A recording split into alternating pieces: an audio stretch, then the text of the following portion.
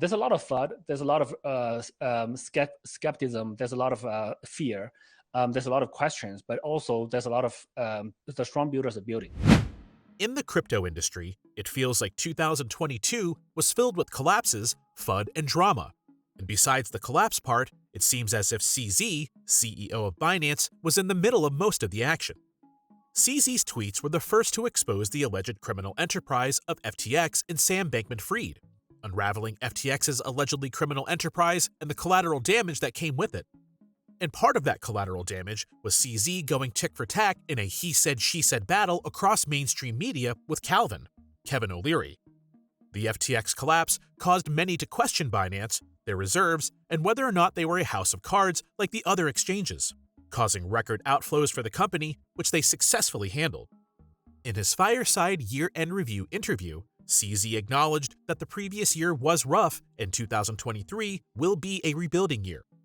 However, those who are building now and keeping at it will be the ones leading in the next bull cycle.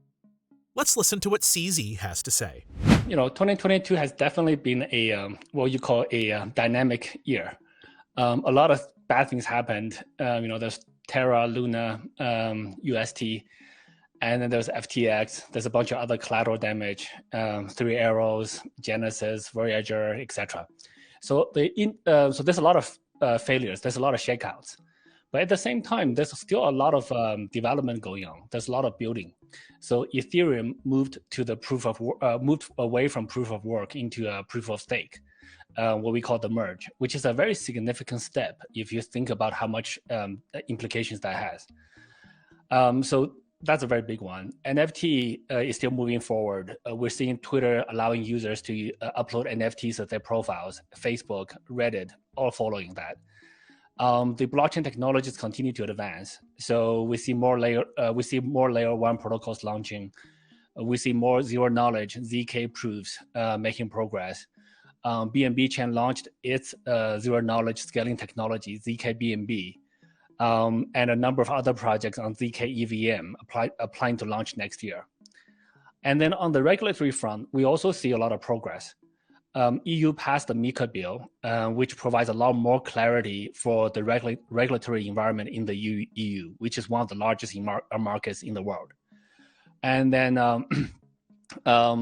many countries started to look at central bank digital currencies, etc. And Binance over 2022 have got 14 licenses globally, and about I can't remember the exact number, maybe like somewhere around 8 to 10 licenses in the US. Binance US got 8 to 10 new licenses in 2022. So that's pretty significant. Internationally, Binance.com, France, Italy, Spain, Poland, Cyprus, Australia, New Zealand, Abu Dhabi, Dubai, Bahrain, Kazakhstan, and Japan, and South Africa. So all of these countries, we got registrations or licenses this year.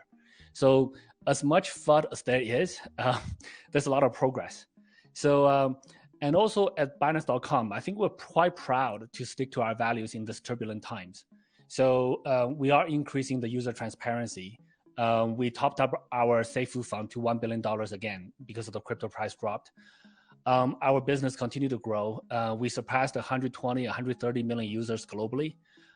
We have 7,800, 900 employees right now with over 100 nationalities all over the world.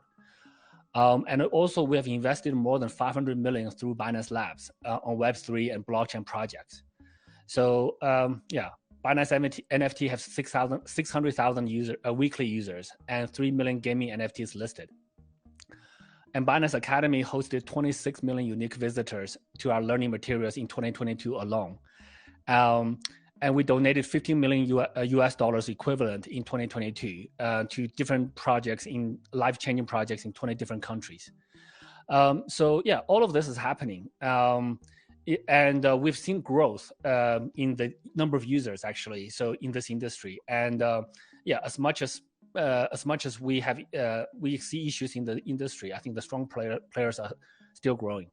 Oh, and lastly, BUSD is now the third largest market cap stablecoin. BUSD is not issued by Binance; it's issued by Paxos, which is an NYDFS regulated entity, and it has the largest, highest fiat backing, 96%, and 4% in treasury bills. So all of those things are happening. So Yeah, I think 2023 is probably going to be a recovery year. So we've seen that, in bear markets, a lot of people get shaken out. But the guys who stay, they will actually lay the foundations for the next bull run. And also, even though as bad as 2022 is, we call it a winter. But this winter is way warmer than the last one. The bottom of the last one is like $3,000 US, and this winter the bottom is like $16,000, which is still like 6x improvement. So I think going into 2023, we just gotta continue building products people use. I think we're seeing a number of other use cases instead of just trading. NFTs are getting traction, DeFi is getting traction, payments are getting traction, remittances are getting traction. So all of those use cases, I think, will continue to build into 2023. Binance Card, I think, is now available in 5-6 countries. We're adding 9 more in the next quarter or so. So a lot of things are happening. So yeah, and then also wallets. I think we still need a lot more better wallets in the ecosystem. So we'll continue to invest a lot more there. Yeah, so there's quite a lot of different stuff. I don't have a specific blueprint. We'll figure it out. Yeah, I mean, we can look at the data, right? So today, global adoption is probably around 3 to 5%, depending, actually 0.5 to 5%, depending on how you count it. And the different numbers you can look at. If you look at how many people have some kind of global population-wise, yes.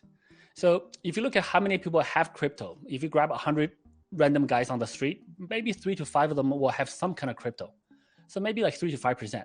But if you look at total net worth, out of that 3 or 5 people, how much of their net worth is in crypto? Probably on average, less than 10%.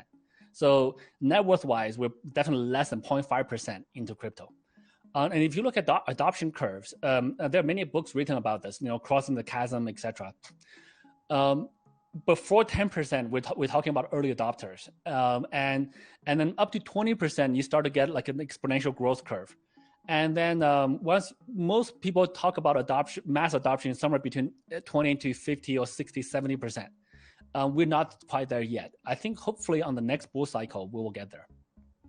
To watch the full fireside chat, check out the link in the description. What do you think of CZ's thoughts here? What do you see coming in 2023? Will it be a rough year? Leave a comment. If you found value in the content, please consider donating to our small channel by clicking the thanks button below. That's it for today, guys. Thanks for watching, and we'll see you in the next one.